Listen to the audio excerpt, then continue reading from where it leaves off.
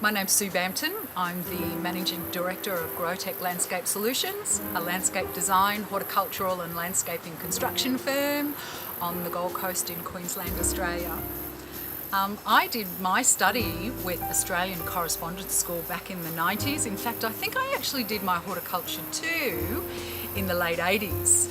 I did it via correspondence, and to be honest with you, had I not have been able to do it correspondence, I don't think I'd be a horticulturist right now. I had a young boy who was 4 years old at the time when I first started studying. He's now 35.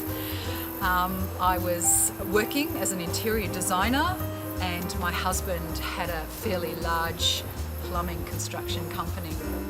And yeah, there's just no way I could have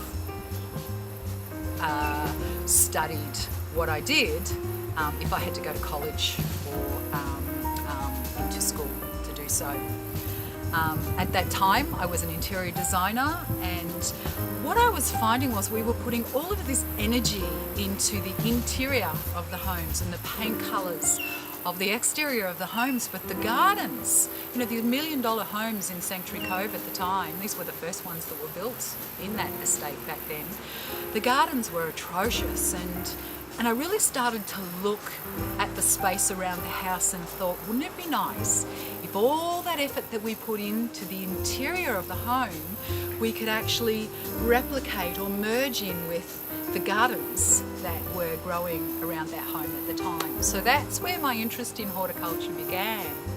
And then at the time, my husband and I purchased our first home, and there was no garden.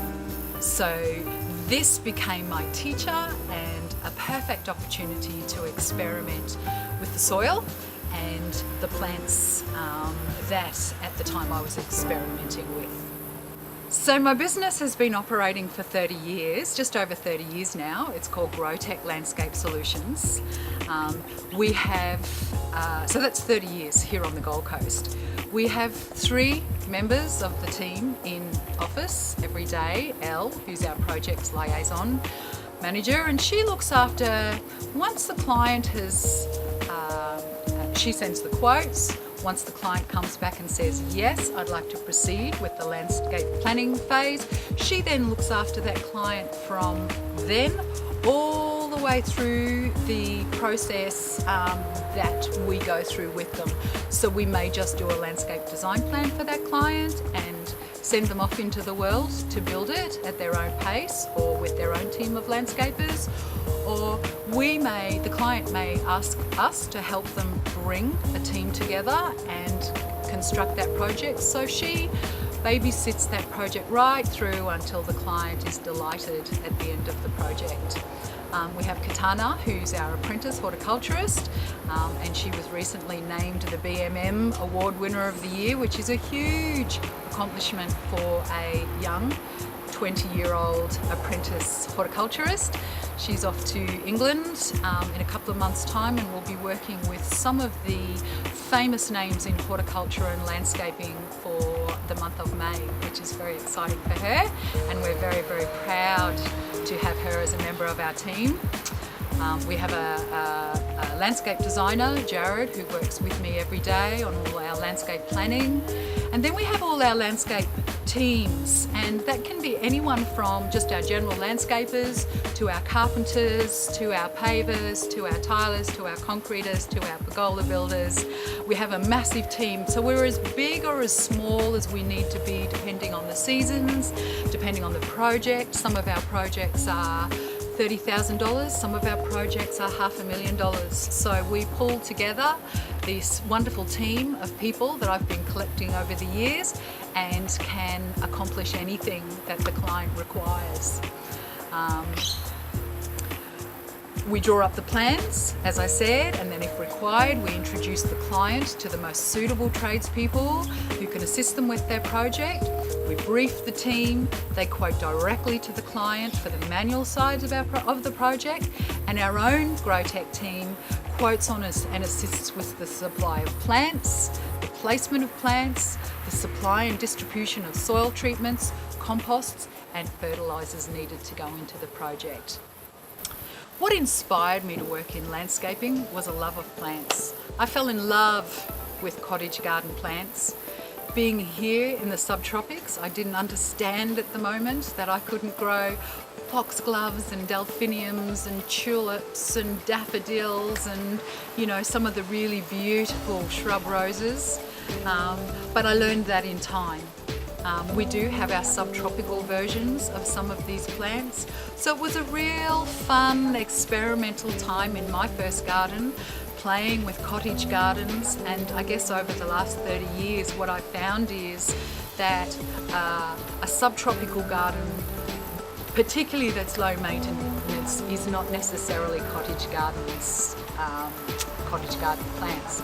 It can be any number of beautiful plants that we have access to, and whether our clients are looking for a native garden, an ornamental garden, an edible garden, a rainforest garden, I love all the plants, and I always struggle to actually figure out which of the beauties that are available to us will actually pull together into a plan. So my inspiration has always been about the plants. A landscape designer basically helps a client pull together what it is that they want to do outside the perimeter of their home. Now that can include, of course, gardens and turf, but it also includes areas like alfresco entertainment areas, fire pits, decks, pergolas, gazebos, pools, pool surrounds, pool fencing, driveways, paths, so many different areas that really need to be plotted out on plan before the client actually constructs them, because you know what happens if you don't plan? It ends up being a bit of a disaster, and you can actually waste a lot of money piecing bits and pieces together that don't work in harmony with one another. So that's what a landscape designer does. My typical day, I rise at 5 a.m. and I get centered and prepared for the day through meditation and exercise. I'm generally in the office at 8:30 in the morning, and my day varies from planning designs in office for our clients. It can be on-site meeting with our clients, through the planning phase or through the construction phase, overseeing the construction and planting up of our landscaping projects. So every day is different, just depends on what's going on in our office at any particular time. My advice for anyone coming into the industry: if you love what you do, you'll never work a day in your life. Horticulture and landscaping with plants is a very satisfying industry to work in. It becomes even more fascinating when you begin to understand the basics of horticulture and how important our role can be in protecting Mother Earth from carelessness and neglect. Too many poisons are being used on this planet right now, and it's affecting our soils, our plants, our bees and insects, the air that we breathe, our own personal health, and the health of our pets. There are far too many people running around at the moment calling themselves horticulturists and landscapers who have very little knowledge to back that up. These people are freely and carelessly spraying poisons around people's homes, around our own homes, and our commercial environments, our parks. They're fertilising our plants with high nitrogen chemical-based fertilisers that are in the long time hurting our plants and our soils.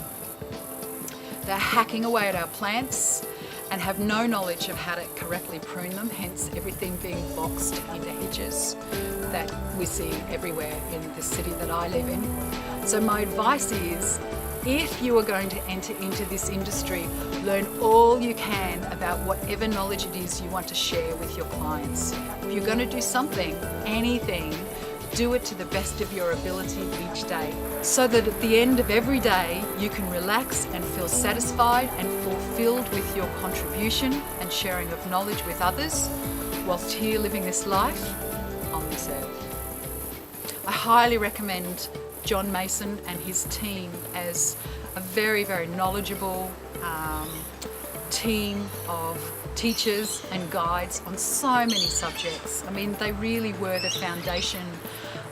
My tutor was Paul Plant, who was very, very well known in the industry, in the horticulture industry, and the editor of Subtropical magazine.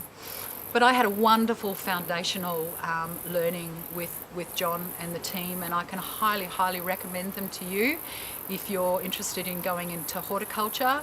But any aspect of horticulture, any industry that you're interested in going in, I believe John has a course for you. So check them out.